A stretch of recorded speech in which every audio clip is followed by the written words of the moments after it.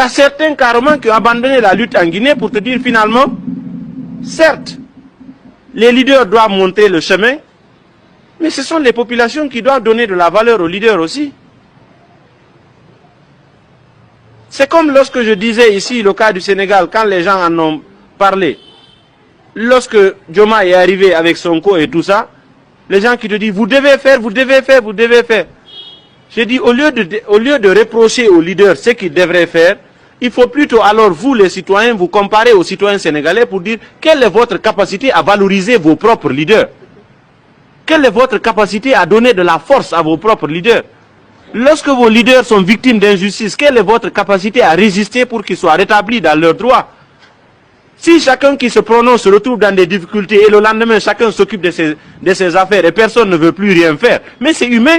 À un moment donné, les gens ils réfléchissent et disent, mais je me bats quand même pour que tous ensemble qu'on ait un bien-être.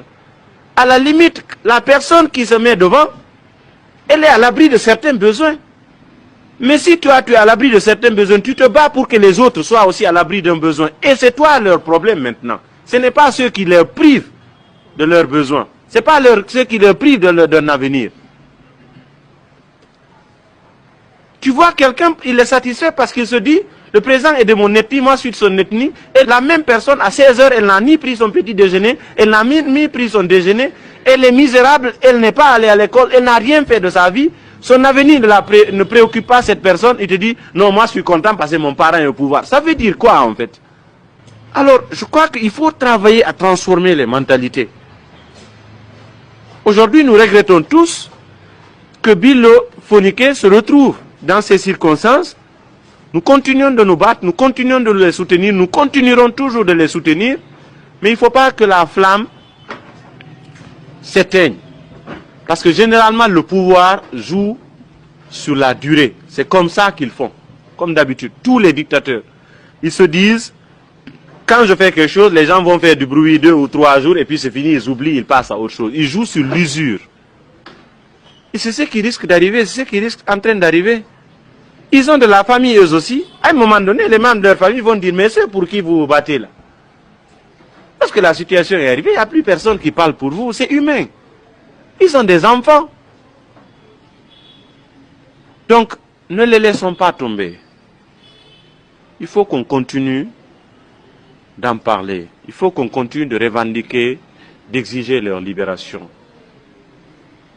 Au modèle on se bat, la direction nationale s'implique tant au niveau de la communication qu'au niveau du lobbying, de l'information, etc.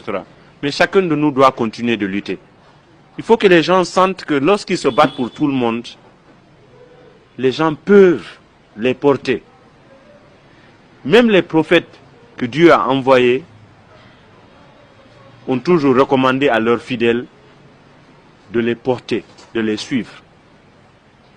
J'ai entendu quelqu'un la dernière fois dire, je n'ai même pas trouvé de quoi répondre.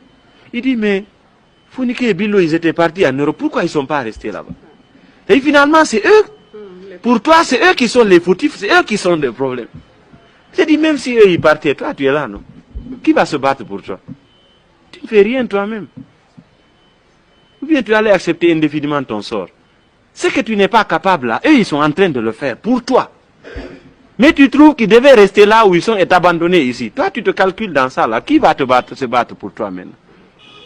Ou bien finalement, toute ta vie va se réduire à aller faire le mandialadji auprès de quelqu'un qui a un poste là-bas. C'est ce que tu veux? C'est comme ça que tu veux devenir? C'est ce que tu veux rester dans ta vie? C'est dans mandialadji que tu vas préparer ta retraite.